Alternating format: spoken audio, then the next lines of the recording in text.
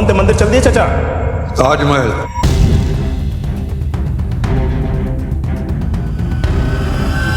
दुनिया जिस ताजमहल को मोहब्बत की सबसे बड़ी मिसाल मानती है, क्या उसकी कहानी वाकई उतनी ही साफ है जितनी संगमरमर की दीवारें दिखती हैं?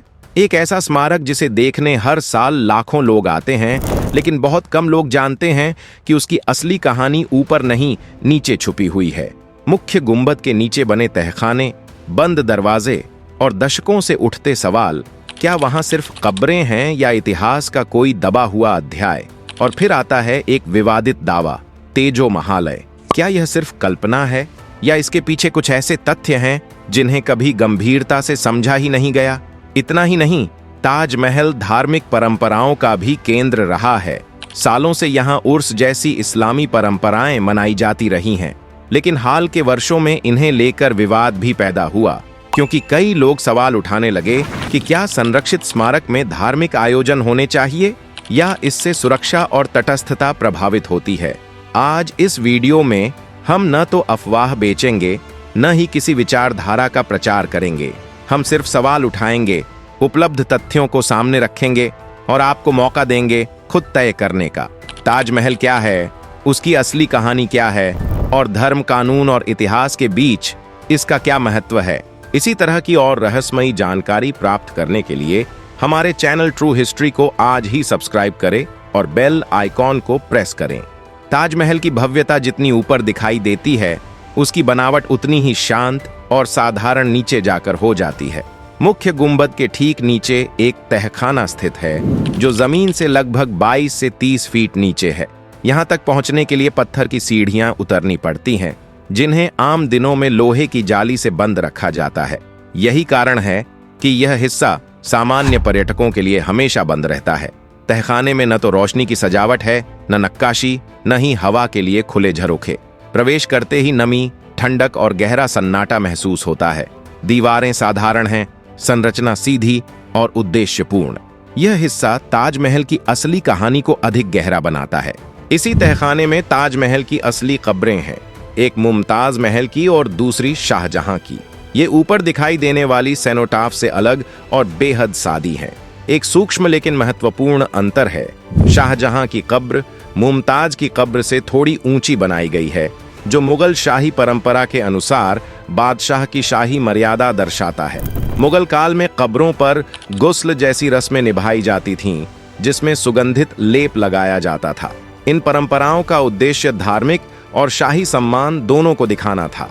तहखाने में खड़े होकर ताजमहल की चमक दमक के पीछे का मानव और इतिहास अधिक स्पष्ट रूप में दिखाई देता है। मुमताज महल की मृत्यु 1631 में दक्कन अभियान के दौरान बुरहानपुर में हुई। उस समय शाहजहां वहीं मौजूद थे और परिस्थितियों के कारण मुमताज को तुरंत आगरा नहीं ले जाया जा सका, इसलिए उनका अस्थायी दफन वहीं किया गया। लगभग 6 महीने बाद उनका शव विशेष सम्मान के साथ आगरा लाया गया और यमुना नदी के किनारे एक उपयुक्त स्थल पर अंतिम दफन किया गया, जहां बाद में ताजमहल का निर्माण हुआ। यह स्पष्ट टाइमलाइन दिखाती है कि ताजमहल का निर्माण अचानक नहीं, बल्कि योजनाबद्ध प्रक्रिया का परिणाम था।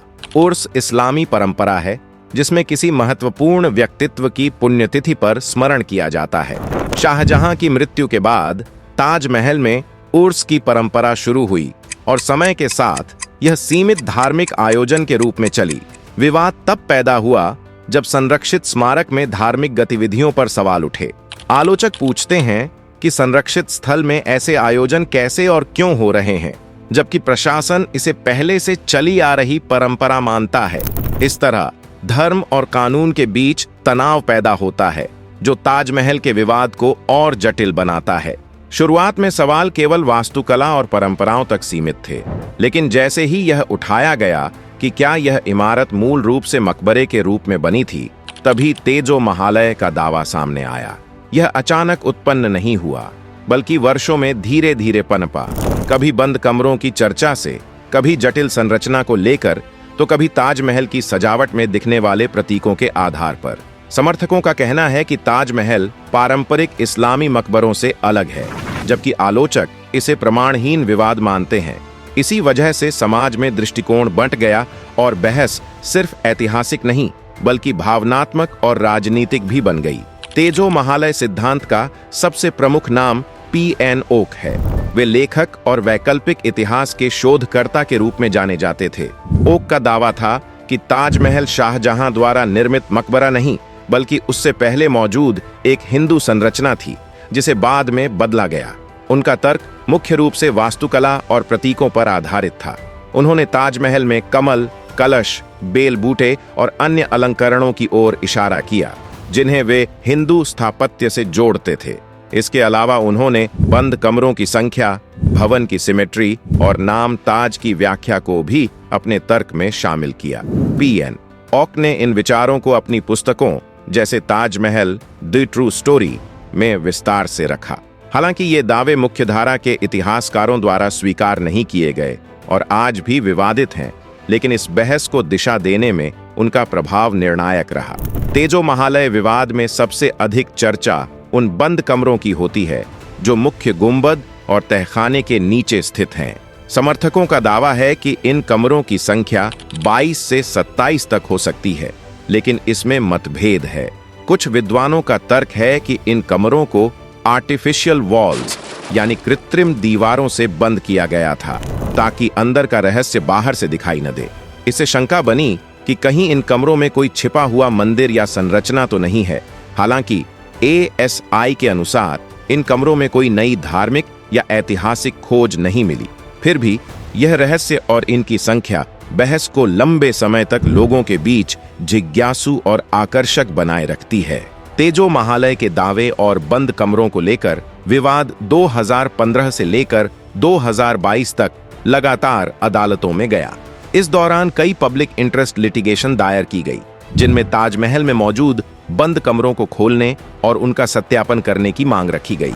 याचिकाकर्ताओं का तर्क था कि अगर इतिहास को सही तरीके से समझना है तो इन कमरों को सार्वजनिक तौर पर जांचा जाना चाहिए। अदालतों में इस मुद्दे ने राष्ट्रीय बहस का रूप ले लिया। मीडिया और जनता दोनों के ध्यान को आकर्षित किया। अदालत ने यह भी स्पष्ट किया कि कोई नई खोज नहीं हुई है और मामला पहले से चली आ रही प्रक्रियाओं और परंपराओं का हिस्सा है। इस तरह विवाद केवल ऐतिहासिक और धार्मिक नहीं, बल्कि कानूनी और प्रशासनिक भी बन गया। ASI archaeological survey of India ने ताजमहल के बंद कमरों को लेकर लगातार अपना पक्ष रखा। उनका कहना है कि ये कमरे स्थायी रूप से बंद नहीं हैं और केवल संरक्षण और मरम्मत कार्यों के लिए समय समय पर खोले जाते हैं। जनवरी 2022 में भी कुछ कमरे खोले गए और उनकी तस्वीरें सार्वजनिक की गईं। जांच में यह पाया गया कि इन कमरों में कोई नई या छिपी हुई ऐतिहासिक संरचना नहीं है। न कोई मूर्ति, न धार्मिक चिन्ह, न रहस्यमयी अलंकरण, सिर्फ मरम्मत और प्लास्टर/दीवार संबंधी कार्य दिखाई दिए। तस्वीरें सार्वजनिक करने का उद्देश्य था अफवाहों और अनुमान पर लगाम लगाना। ASI ने कोर्ट में भी यह स्पष्ट किया कि तस्वीरें पहले से ही उनकी वेबसाइट पर मौजूद थीं और अब उन्हें मुकदमे में भी प्रस्तुत किया गया। इस निष्कर्ष ने विवाद को कई हद तक तथ्यों के आधार पर केंद्रित किया और स्पेक्युलेशन को नियंत्रित किया। तीनों स्तर की अदालतों ने इस विवाद में अपना दृष्टिकोण स्पष्ट किया। इलाहाबाद हाई कोर्ट ने 2022 में याचिकाओं को खारिज करते हुए कहा कि यह मामला केवल पब्लिसिटी इंटरेस्ट लिटिगेशन के रूप में पेश किया गया था। सुप्रीम कोर्ट ने भी सुनवाई से इनकार किया, यह बताते हुए कि कोई नई ऐतिहासिक खोज नहीं हुई। कानूनी दृष्टि से संरक्षित स्मारकों में पुराने धार्मिक या सांस्कृतिक परंपराओं को जारी रखने का अधिकार सुरक्षित है, लेकिन नए धार्मिक या ऐतिहासिक दावे स्थापित करना अदालत के माध्यम से संभव नहीं है। Ancient monuments and archaeological sites and remains act 1958 के तहत संरक्षित स्मारकों में धार्मिक गतिविधियां सीमित हैं। पुराने समय से चली आ रही परंपराएं जैसे उर्स जारी रह सकती हैं, लेकिन नए धार्मिक आयोजन या पूजा आरंभ करना कानून के तहत अनुमति के बिना संभव नहीं है। यह सुनिश्चित करता है कि स्मारक पर कोई नया धार्मिक दबाव न पड़े। इस कानूनी ढांचे और अदालतों के रुख ने ताजमहल पर चल रही बहस को तथ्य और कानून के नजरिए से संतुलित किया, जिससे स्पेक्युलेशन और अफवाहों को काफी हद तक रोका जा सका। आज ताजमहल सिर्फ ऐतिहासिक स्मारक नहीं, बल्कि बेहद संवेदनशील स्थल बन चुका है।